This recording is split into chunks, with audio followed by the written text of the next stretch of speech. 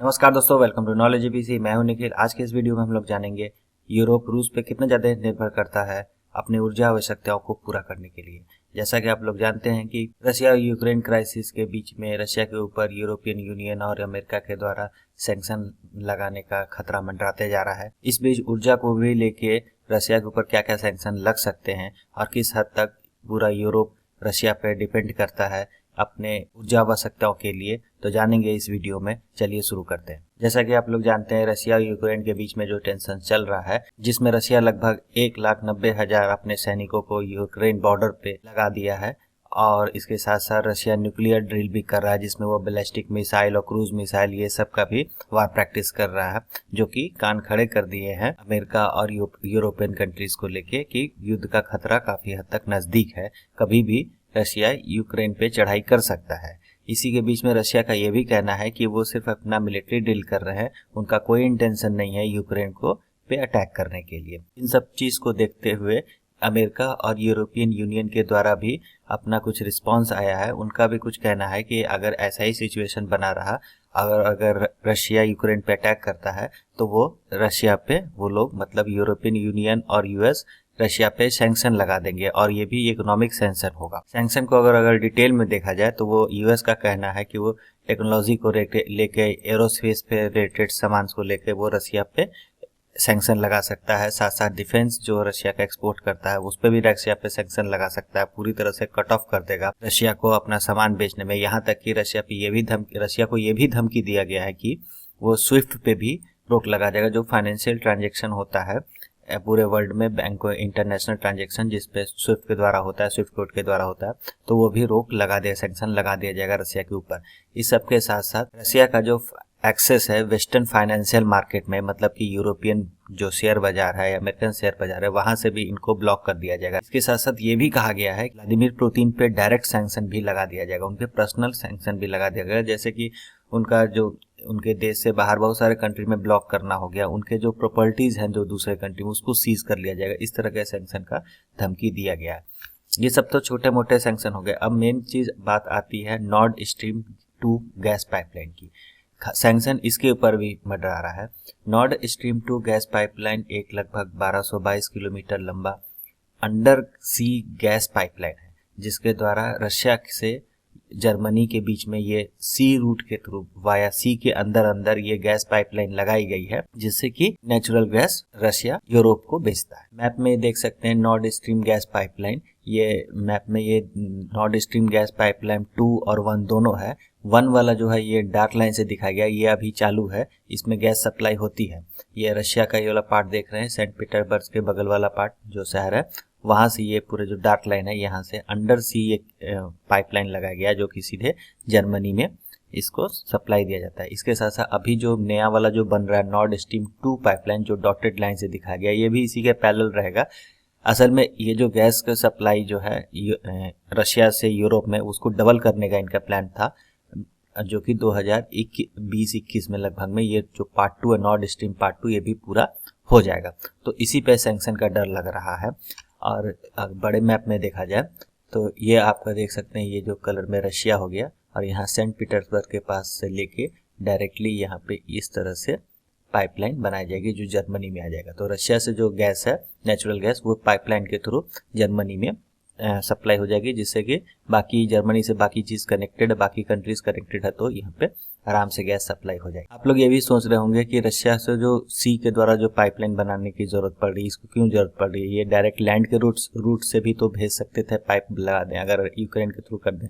तो ऐसा पाइपलाइन से पहले सप्लाई होता था जिसमें यूक्रेन की अच्छी खासी कमाई होती, वो टैरिफ चार्ज करते थे और इनका टैरिफ इतना ज्यादा था कि लगभग $700 मिलियन पर ईयर चार्ज करते थे रशिया से, जो कि अच्छी खासी कमाई होती थी।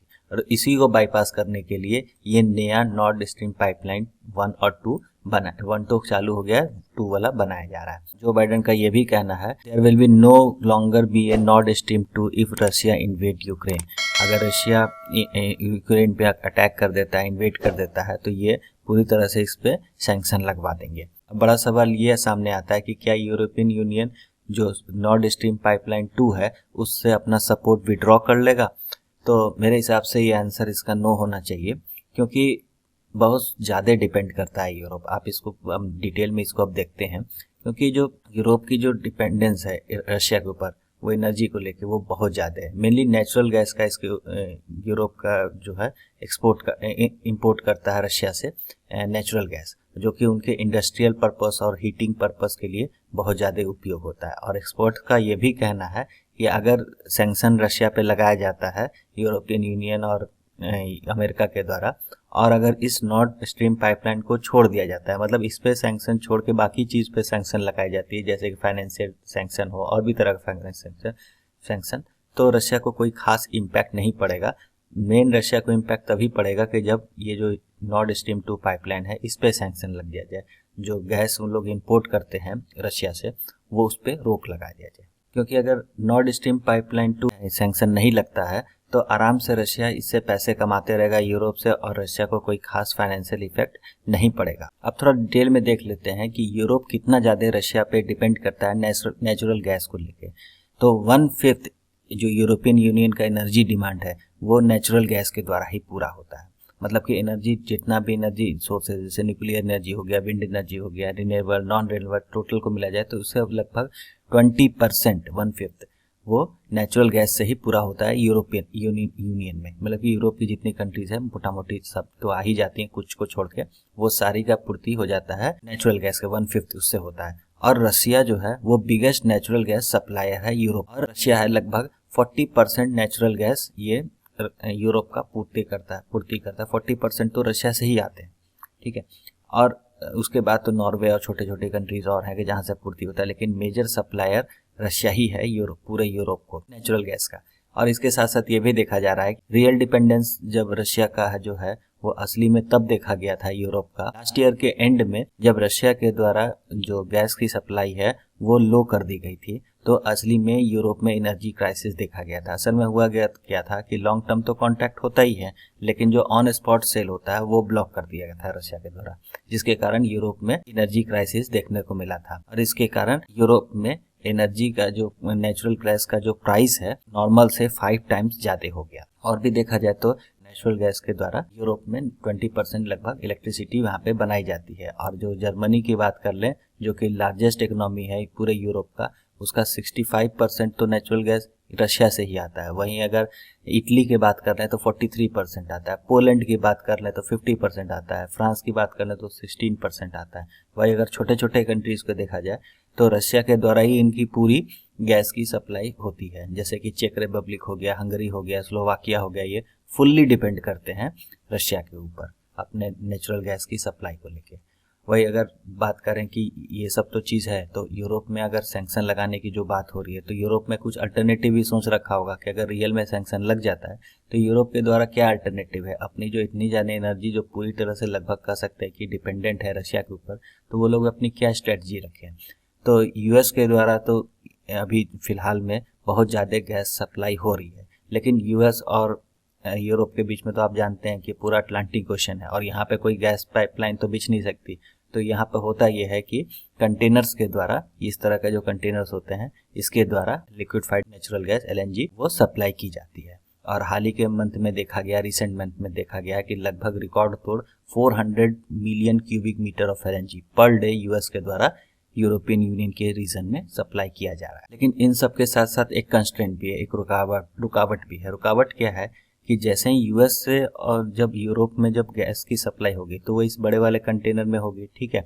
इसमें दिक्कत ये होती है कि जो नेचुरल गैस है उसको लिक्विफाइड करके इसमें लोड किया जाता है। तो अमेरिका से अगर गैस आना है अगर यूरोप में, तो सबसे पहले अमेरिका का नेचुरल गैस जो उठाया गया उसको लिक्विफाई करके उसको डाला जाएगा इस तरह का शिपिंग कंटेनर, ठीक है। फिर ये पूरा शिपिंग कंटेनर उठ के आएगा यूरोप में। यहाँ पे फिर से ऑफशोर अनलोडिंग जो पोर्ट होगा वहाँ पे इसको फिर से जो लिक्विड है उसको गैस पार्ट में गैसिफिकेशन किया जाए, मतलब कि गैस में इसको रीगैसिफिकेशन किया जाएगा, फिर से वापस नेचुरल गैस में बदला जाएगा। लिक्विड में फॉर्म पे रहेगा, उसको वापस गैस में किया जाएगा। उसके बाद ये पूरा यूरोप में सप्लाई होगा। तो ये पूरा प्रोसेस करने में एक्स्ट्रा डॉलर्स खर्च हो जाते हैं, जो कि इसका कॉस्ट लगभग बिलियंस में चला जाता है और उसके साथ साथ टाइम वेस्ट होता है। वहीं अगर एक्सपर्ट की बात कर लें तो एक्सपर्ट का ये कहना है कि अगर directly cut off European Union के द्वारा रशिया से जो गैस आ रही है उसको डायरेक्टली कट ऑफ नहीं किया जा सकता, क्योंकि जो यूरोपियन यूनियन की जो एनर्जी सप्लाई है वो अगर अमेरिका पे डिपेंड कर जाए तो रातों रात अमेरिका के द्वारा इतना ज़्यादा सप्लाई नहीं हो सकता कि अगर एक बार में कट कर देते हैं रशिया की सप्लाई तो यूएस उतना ज़्यादा सप्लाई नहीं कर सकता। अगर इस तरह का सिचुएशन आ भी जाता है तो जितने भी एलएनजी शिप होते हैं जो कि लिक्विफाइड नेचुरल गैस लेके आते हैं वो सब डाइवर्ट कर दी जाएगा यूरोप की तरफ, और जिसके कारण प्राइस हाई हो जाएगा। ना सिर्फ यूरोप में प्राइस हाई होगा बल्कि पूरे वर्ल्ड में नेचुरल गैस का प्राइस बहुत ज़्यादा बढ़ जाएगा, क्योंकि सप्लाई और डिमांड का फर्क पड़ जाएगा। वहीं अगर रशिया की बात कर लें तो रशिया पे क्या इम्पैक्ट पड़ेगा अगर ये सैंक्शन लग जाता है। तो यूरोप जो है लगभग 3/4 रशिया का द्वारा जितना भी गैस उत्पादन होता है उसको 3/4 तो यूरोप ही खरीद लेता है। इसके साथ साथ ये भी देखा जाएगा तो रशिया भी पूरी तरह से डिपेंडेंट है यूरोप के ऊपर अपना नेचुरल गैस बेचने में, ठीक है। इसके साथ साथ ये भी देखा गया कि रशिया का जो विदेशी मुद्रा भंडार है, फॉरेन एक्सचेंज रिजर्व, वो लगभग 630 बिलियन डॉलर पहुंच गया। और तो अगर देखा जाए तो अगर ये छोटा मोटा शॉक आता है, अगर शॉर्ट टाइम के लिए अगर हिट ब्लॉकेज होता है, सैंक्शन लगाया जाता है तो रशिया को कोई खास फर्क नहीं पड़ेगा। वहीं अगर लॉन्ग टर्म के लिए बात होती है तो हाँ, इस पे फर्क रशिया को भी पड़ेगा। वही अगर लॉन्ग टर्म की बात करें तो ये ना यूरोप के लिए ना रशिया के लिए अफोर्डेबल नहीं रहेगा। जितना इजीली यूरोप को रशिया से जो गैस मिल जा रहा है वो उतना इजीली बाद में नहीं मिल पाया, क्योंकि उसके लिए टर्मिनल्स लगाने पड़ेंगे, एलएनजी टर्मिनल्स लगाने, उसके लिए अलग से बिलियंस ऑफ डॉलर खर्च करने पड़ेंगे। उस सबके साथ साथ जो ट्रांसपोर्टेशन कॉस्ट है वो बढ़ जाएगा। तो ये फेवरेबल नहीं है। अगर ऐसा हुआ भी तो ये बहुत लॉन्ग टर्म के लिए नहीं होगा। तो ये था पूरा एनालिसिस।